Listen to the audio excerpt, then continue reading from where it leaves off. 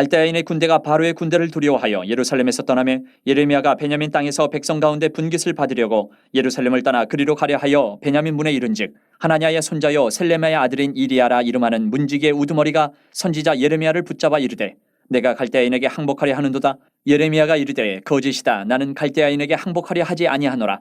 이리야가 듣지 아니하고 예레미야를 잡아 고관들에게로 끌어가매 고관들이 노여워하여 예레미야를 때려서 서기관 요나담의 집에 가두었으니 이는 그들이 이 집을 옥으로 삼았음이더라. 예레미야가 뚜껑 씌운 웅덩이에 들어간 지 여러 날 만에 시드기야 왕이 사람을 보내어 그를 이끌어내고 왕궁에서 그에게 비밀이 물어 이르되 여호와께로부터 받은 말씀이 있느냐?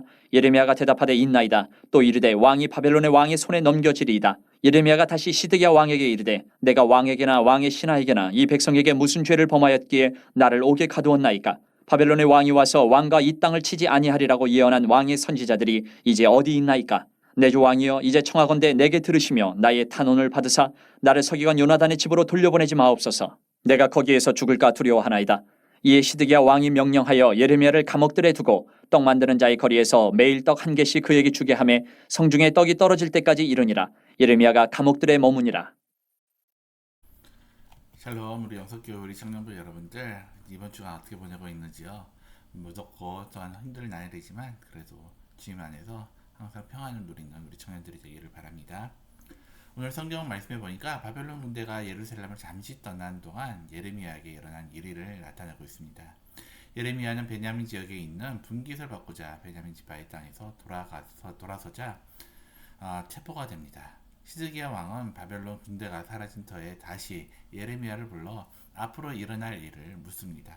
예레미야의 답은 무엇이었을까요? 바벨론 군대가 예루살렘을 포위한 중에 예굽의 바로가 유다를 돕고자 올라옵니다. 이에 바벨론의 군대는 군사를 예루살렘에서 빼내어 물러납니다.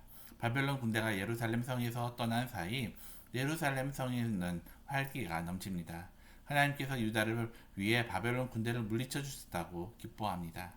유다 백성들의 간절한 기도에 응답하셨다고 환호합니다. 과연 그랬을까요?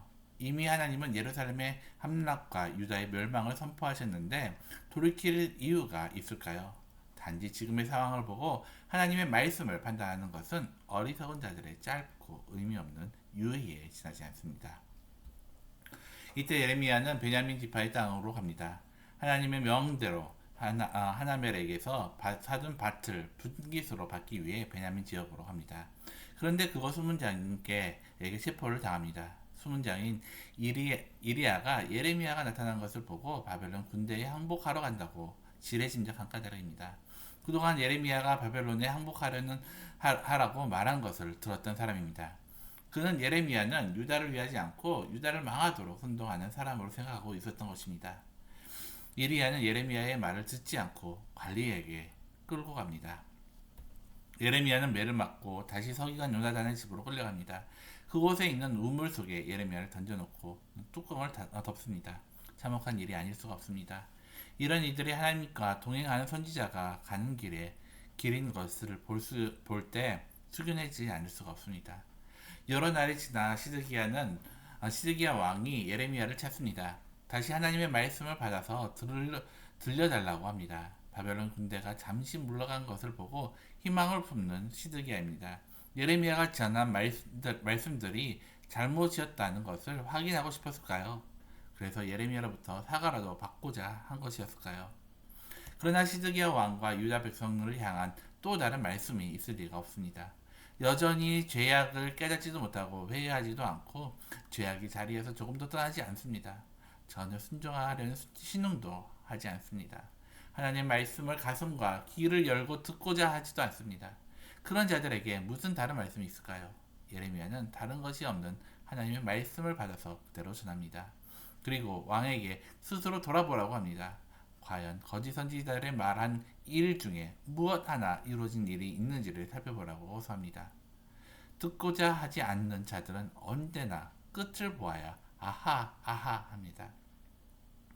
한편 예레미야는 자신의 신변을 위해 왕에게 청합니다. 무고한 요나단 집에서 갇혀있는 억울함을 두고서라도 심한 학대를 당하고 있음을 밝힙니다. 그들이 언제든지 법도 없이 죽일 수 있으므로 두렵다고 호소합니다. 다시 그곳으로 돌려보내지 말아달라고 탄원합니다.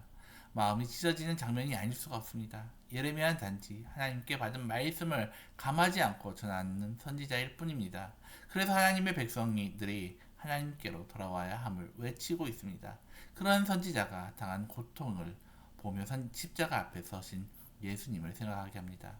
왕의 시위대 뜰에 있는 감옥으로 데려와 매일 하나의 떡을 공급하게 합니다. 주님께 받은 사명을 감당하는 이는 이 땅에서 받은 영광을 생각해서는 안 됩니다. 복음을 듣고 나서는 순간 고생과 오해와 조롱과 비난과 생명의 위협까지 모질기만 한 일들이 연속입니다.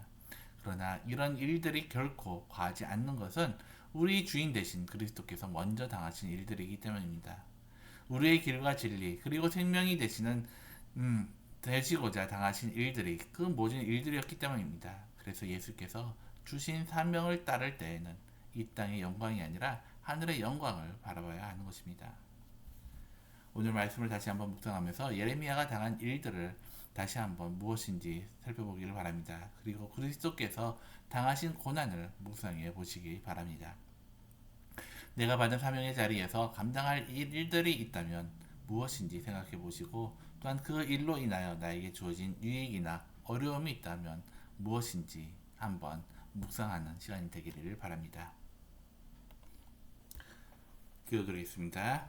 사랑과 은혜가 많으신 하나님 아버지, 오늘 말씀을 묵상하면서 하나님의 말씀을 따라 살아가는 예레미야가 얼마나 많은 고초를 당하는지 우리가 다시 한번 보게 됩니다. 하나님, 그러나 하나님 말씀을 가감없이 전한 그 선지자 예레미야의 그 전함이 결코 헛되지 않음을 우리가 기억하며 정말 우리가 이 땅 가운데 영광을 바라보는 것이 아니라 정말 하나님 나라의 그 영광을 우리가 바라보며 소망을 가지며 살아갈 수 있도록 함께하여 주시옵소서. 하나님, 또한 시드기한 모습에서 잠시 바벨론이 물러갔다고 하나님께서 기도를 들어주셨다고 착각하는 것이 아니라 정말 우리가 구한 것이 하나님의 뜻 가운데 온전히 구했는지 살펴보며 정말 우리가 하나님 뜻을 온전히 구하고 행할 수 있도록 우리에게 지혜를 허락하여 주옵소서. 오늘 하루도 주님께서 우리와 함께 해주심을 감사드리며 오늘 하는 일마다 주님과 동행함을 통하여 형통할 수 있도록 주님께서 인도해 주시옵소서. 예수님의 이름으로 기도드립니다. 아멘.